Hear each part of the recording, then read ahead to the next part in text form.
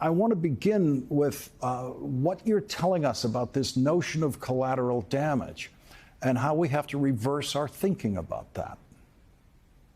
Yes, Lawrence, we have in our heads this image of warfare, which is so deeply rooted in history, which is soldiers against soldiers. And of course, that still happens.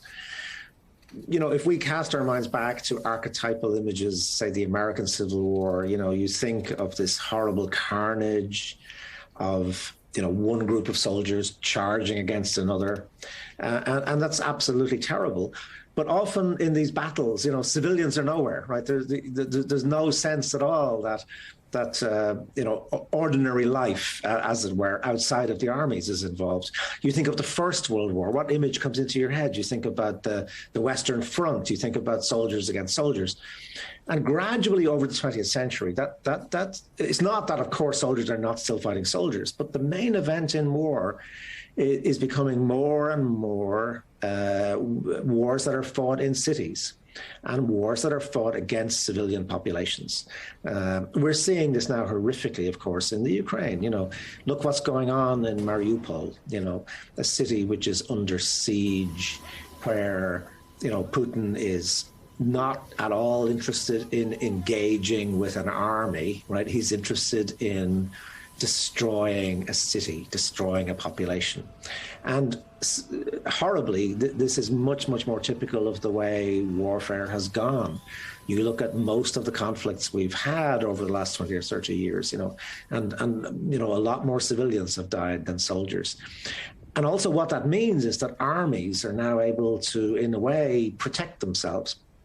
Historically, if you were a soldier and you were unfortunate enough to be called up for somebody's war, in fact, you were much more likely to die from disease or from minor wounds which got infected, and that was what killed you.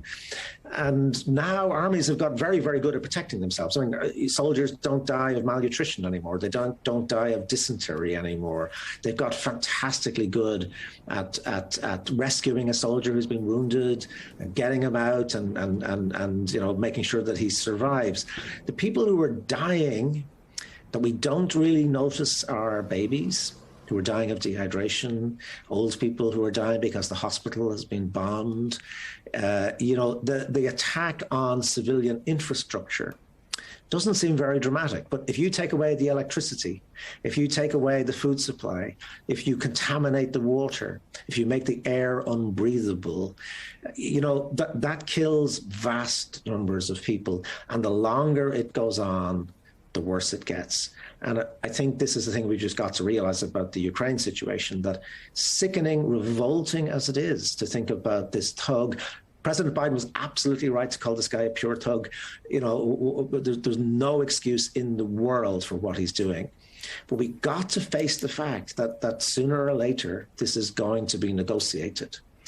And the sooner we can do this, the more lives of ordinary innocent people we can hope to save. And you've had a relatively close view of the 30 years of shooting at each other in Northern Ireland. So you have a kind of long time frame built in as the possibilities of how long we could be watching this in Ukraine. Lawrence, you know this very well, I know, because you've thought a lot about this too, and in the Irish situation. I'm 64. I was 10 years old when the Northern Ireland Troubles started up again. And nobody in Ireland, I mean, literally nobody, and nobody around the world thought that this would still be going on 30 years later. And remember, Northern Ireland was, white Christian people who shared 99% of their interests and their ideas. Mm-hmm. They were very much part of the same culture, and to think that could go on for 30 years and actually could have gone on for another 30 years if it were not for, actually some very brilliant political interventions by Bill Clinton, by Tony Blair, by the Irish government, by British governments. A lot of people had to work very hard to get out of it. But it could have gone on maybe for 50 years, who knows? So I'm scarred in a way by this idea that, first of all, things that you think are going to be short-term may last for a long time. And also that, you need to get out of it as fast as you can, because otherwise you'll end up doing the same stuff much later than you could have done earlier.